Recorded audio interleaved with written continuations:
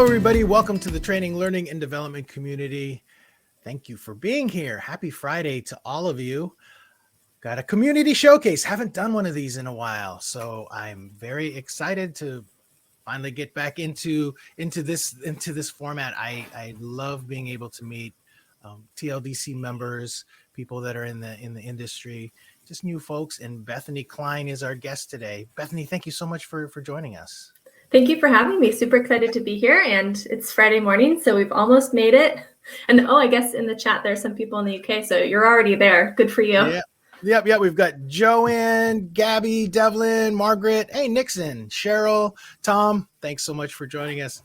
Okay, so 18 questions it looks like we have in our Ask a Question area. We've got about 30 minutes to do this. We've already been talking a lot about your background, what you've done the last few years. Kind of just went over your LinkedIn profile and where you live. But let's fill in everybody on who you are and what you do. So you're an instructional designer currently at, is it Convoy? I think I saw. Convoy.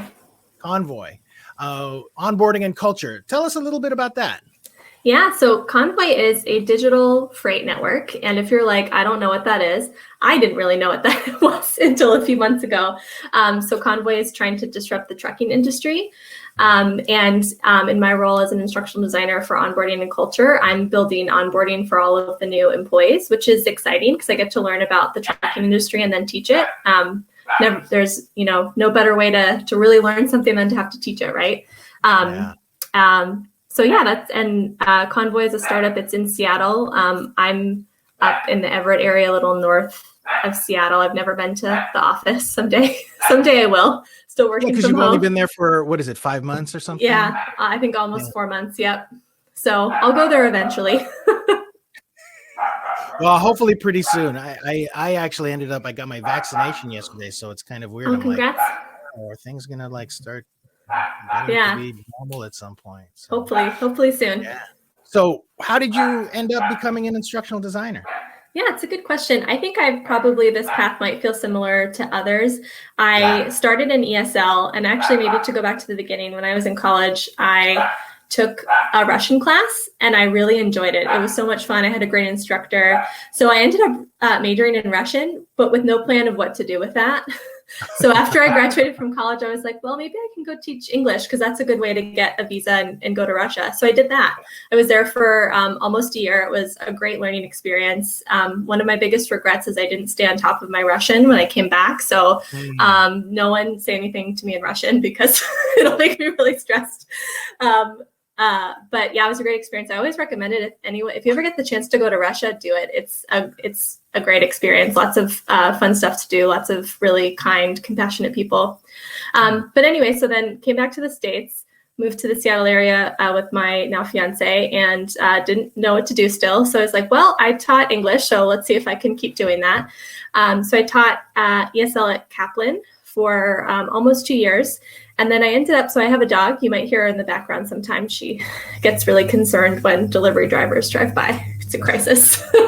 But I was looking for pet care and I looked at their careers page and there was a role for a trainer. And it ended up working out. I was able to demonstrate my transferable skills.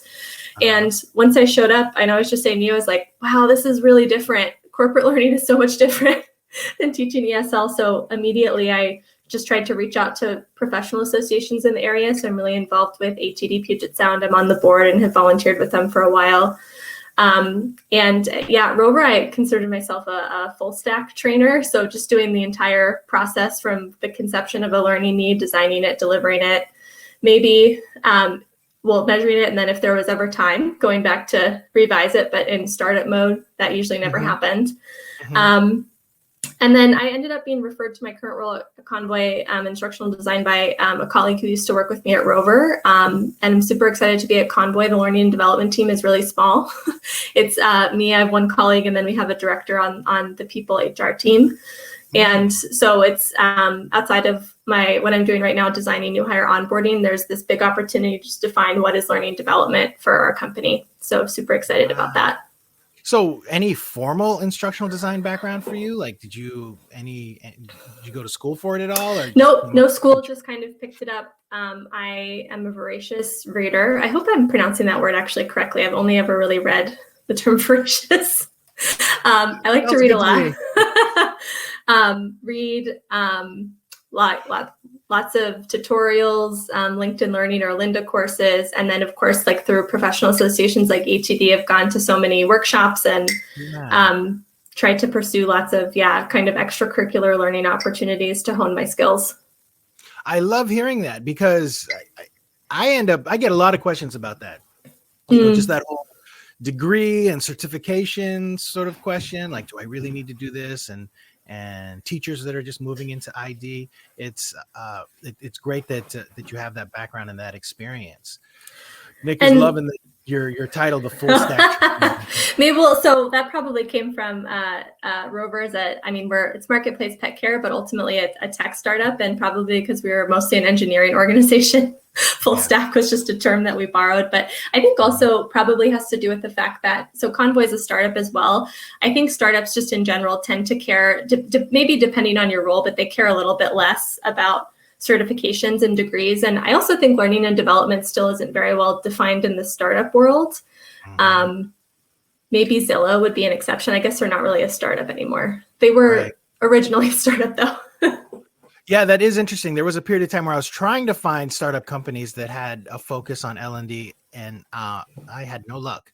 I don't think that the startups really look at that level of sort of human capital, until later, until they've probably like gotten some major investment or have sold or whatever. So yeah, right, cool. So at Convoy, what kind of projects are you working on now? Yeah, lots of cool stuff. So I'm working on implementing a company-wide LMS. One of the teams before had been using an LMS, but no one else really knows what an LMS is. So working on implementing and marketing it internally.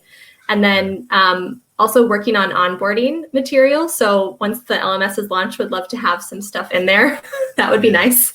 So working on designing courses around just basic industry training. And we actually just revamped our values. We actually, I think, added one, which is interesting. I think usually if you have a lot, you try to skim it down a little bit. But so thinking through how to create training content and workshop around what our values-based culture is, what behaviors are expected and rewarded, and how to be successful. Wow. So the onboarding piece of it, have you ever done that before? Like, I had done it at Rover specifically for the operations team, and what had happened, because it was all very scrappy, what ended up happening was other teams would be like, oh, I know you're doing an onboarding. Can I throw my new marketing person in your operations onboarding? So tried to, did it that way. But so what's new for me is thinking from a company-wide lens and what's going to be helpful for everyone. And that was actually more of a stumbling block for me in the first month or two than I initially thought of. I was so used to developing training for on-the-job performance and processes that when I stepped back and I was like, how do I create an industry 101 training? I actually felt lost for a while, and I was like, well, I guess this means I can't use action mapping. Like, I'm a huge fan, probably like a lot of folks here, for Kathy Moore's action mapping. I was just like, oh, I can't use this. So I lost a month of just kind of being in the doldrums of like, how do I present these concepts in an interesting way when everyone's going to have to do something a little bit different? Like, marketing is going to have to do something different than engineering. And then I was like, you know what, let's try to action map this. And it was so much better. It was so much better, even though the trying to nail the metric and goal or the KPI was a little more fuzzy than I was used to. It was like, this is way better than what I was doing before. So I think I had to kind of relearn a lesson, which is like, I do know what I'm doing. And you can apply lots of these, these concepts and skills in ways that maybe you hadn't before. Yeah, you're getting a big +1 from Devlin for action mapping, and from Joe. Because onboarding just seems like a role unto itself in some ways, you know? And so I definitely don't envy folks that have to take on instructional designers that have to take on that role, because it's a big deal. That onboarding piece can just spread to a variety of scenarios. So congrats. Maybe you'll have to share sometime with us like how you've connected your action mapping and onboarding. That sounds really interesting. If anyone is also into Mural, or is it Miro? No, it's Mural. I think I've done both, but I created this little mini template in Mural to help me map, and it's been really fun. Nice. Excellent. So favorite part of what you do for a living, what is it? Ooh, I think for me, ultimately, it's a specific creative outlet. Before this, I would have never labeled myself as creative or even artistic. Just because I've never been into traditional, like I tried to play some instruments growing up. I was never really good at them. Maybe I just didn't, practice long enough. That's probably what it was. I was never like into kind of maybe the more traditional creative outlets. And so I just kind of labeled myself like I'm not a creative person, but that's okay. But when I'm designing content, I feel a creative part come out that, I just kind of surprised myself, maybe just because of the way that I had been labeling who I am. But anyway, I think, the kind of the meeting of like project management and creativity, I really like that. That is really inspirational, Bethany. I don't know if anybody in the chat, how do you guys feel about being creative? Like when it comes to creating training, do you actually feel like that has a creative bent to it? Because I haven't really heard that before, but it does seem like that, because you're actually building something out of nothing, and that's a big deal. Well, thanks, Lisa. Katrina. Yeah, there you go. See, Katrina, Kim, absolutely. Yeah, excellent. Is there anything that before you started this journey as an instructional designer that you wish you had known back then, like before you really got into it, before your time over at Rover? I think maybe I wish I had known a little bit more about just being successful in a corporate environment, because that was one of the things, the transition from teaching, even in a private school setting, which is definitely different from K through 12 or public school. I think I spent like the first 2 years at Rover outside of like, it was nice because I got to put my head down and I was the only one doing training things. So I got to just kind of do whatever I wanted there and experiment and be creative. But a lot of my ramp was really just on kind of, how to get buy-in for things, how to manage difficult stakeholder relationships, how to navigate politics. Because I think like a lot of organizations, they say like, oh, we're not political here. Everyone's political. Maybe it's just maybe a more positive spin, or it's maybe a little more transparent. So I think it's one of those things that I look back and it's like, if I had those before, I could have like really nailed it the first 2 years. And we never talk about stuff like that either. It's sort of something you kind of figure out as you go along. That's interesting. I'm gonna have to think about that because I'm terrible at that stuff in the workplace of like navigating the, the stakeholders and just all of that. So that is a good one. That's the first one. I think that's the first time that I've heard that particular answer for this question. So it's a good one. I'm gonna have to like. I wish I could asterisk that because I. Me thinking a whole bunch. So on a day-to-day basis, are you building anything? Do you use any tools? Are there any tools that you just can't live without that you need every day? Ooh, I've become really partial to Snagit. Just for like, this sounds so random, but I take a new hire photo class for and it's a Zoom photo, but because there's no good way, like some of the facilitators are in the middle. So I just love using Snagit to reorganize the tiles and make a photo that we can put in our weekly company meeting. I've used Snagit for other more ID stuff too, like building tutorials, but I don't know, like Snagit's always open on my laptop. That is great. Yeah, I've got it on like every single device that I have for sure. But I would also say like Slack, like my personal productivity is dependent on Slack. Like my system for setting Slack reminders and using the Google Calendar, like using some integrations and reminders. It's just like whenever Slack is down, I'm a little bit frazzled. You're lost. Yeah. Wow. Okay. Wow. I use Slack. 2 instances, 2 teams, Slack for 2 teams. I don't have reminders or anything set up for that. It's all I recommend keep it open so I can see what's going on. Yeah, it's kind of like any kind of productivity system, or you have to like try it out for a little bit and see if it sticks. But it's definitely what stuck for me. Like the Remind Me bot is pretty much, I should probably create a snippet at this point because just the amount of times that I'm typing the / remind me. Okay. Yeah. I'm going to have to Remind Me bot. Let me write that down real quick because maybe that's something that I need to get going. Anything else that you use on a regular basis?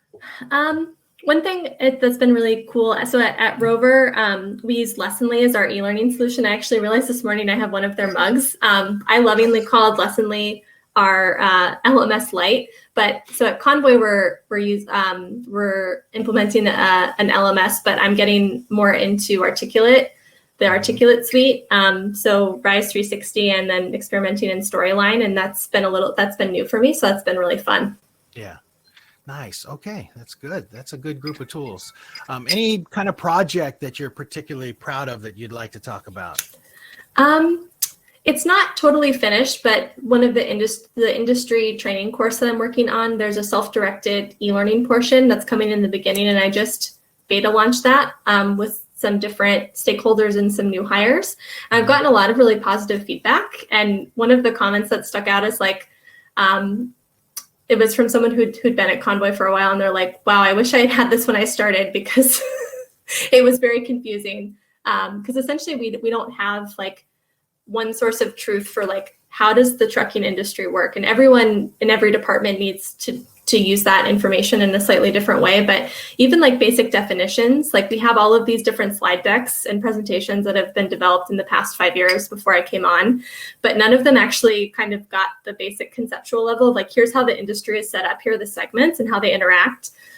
So that was a proud moment, just because it was, seeing the impact, at least on one person. Yeah, congratulations. That sounds awesome. Maybe that's something, if you ever do like any of the guild events, maybe you can like submit that to like Demo Fest and show them what you did, because that sounds really, really good. That's great. Who or what keeps you inspired? Ooh, hopefully it's not too cheesy, but I think all of the different learning communities that I'm a part of. So for example, TLDC, of course, like I mentioned, I've been just a lurker for the past 2 years. Like I'm not even very engaged in the chat, but I always love listening to other people.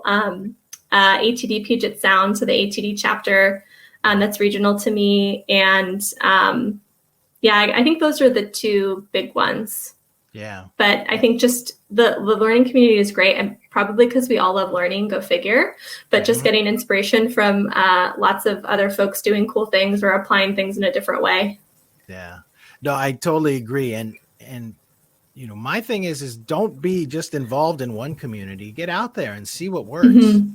I personally, I love these kind of showcases because I like meeting new people and learning about sort of what drives them and what they're interested in. It's really, really fascinating to me. And so I'm always happy like producing these. So that's great. Now, do you ever get involved with, let's see, it's Aaron and Darren from, in Washington.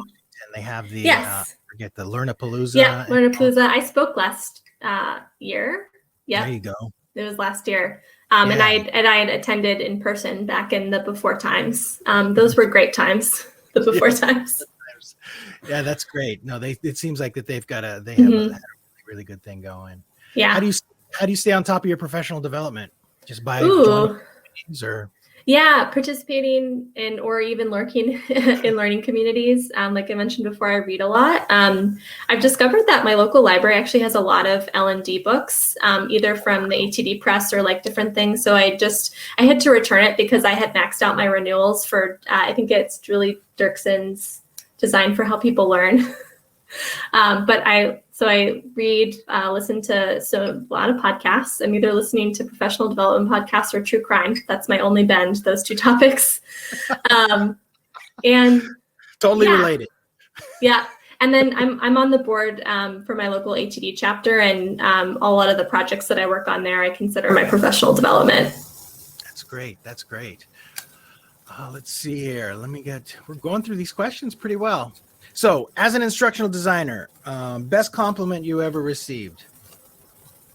It's a good one.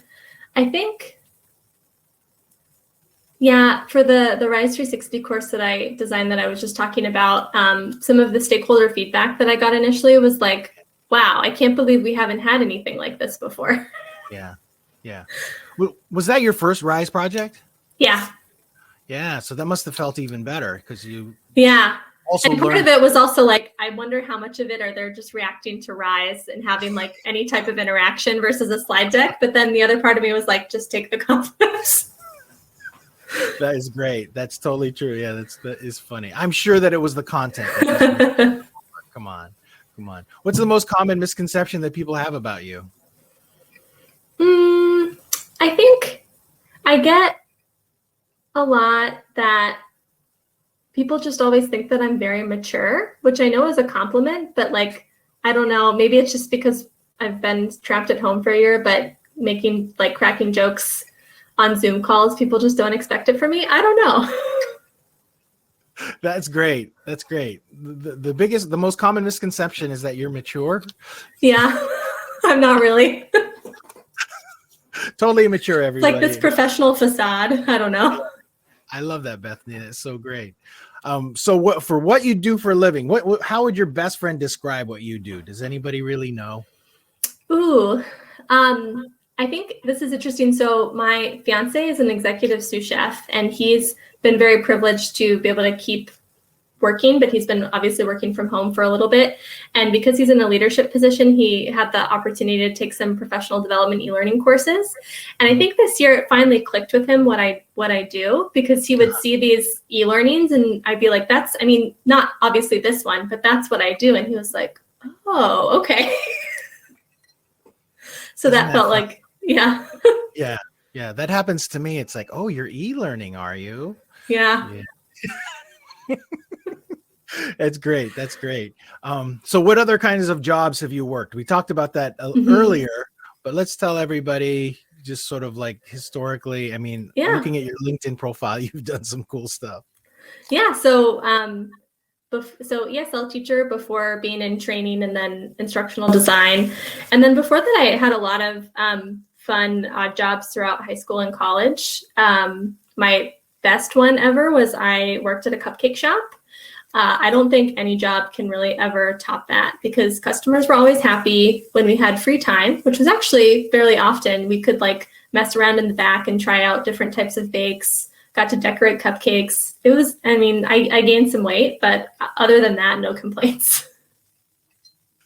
Delicious. And then you spent that time in Russia too. Yeah. Right? Mm-hmm. So, and that was, it was overall a great experience. It definitely challenged me. I had always kind of considered myself independent, but it's like I ended up getting my TEFL certification in Prague, and I was waiting I already knew I had the job in Russia, so I was waiting to get my visa. And there was this moment when I had to drop off my passport at the Russian embassy in Prague, and I knew I wasn't going to have my passport for a week, and I was like, holy heck. I'm in a foreign country, I don't have my passport, and I'm on my way to Russia, and I've never been there. Wow. Just like, hopefully this goes well. And everything overall went well. Great. And I have to ask, why Russia? It was really just because I had taken Russian in college and I wanted to explore that more. And ESL was really, that was like one of the easiest ways to get a visa to go. I couldn't just go to Russia. I had to have a job and a reason. So that was one of the easiest, I guess, ways to go about it. Yeah. How long were you in Prague? 2 months, I think. So the program was 1 month, and then there was like a month of waiting for the bureaucratic processes to commence and finish. Right. Wow, that's great. That's a beautiful city.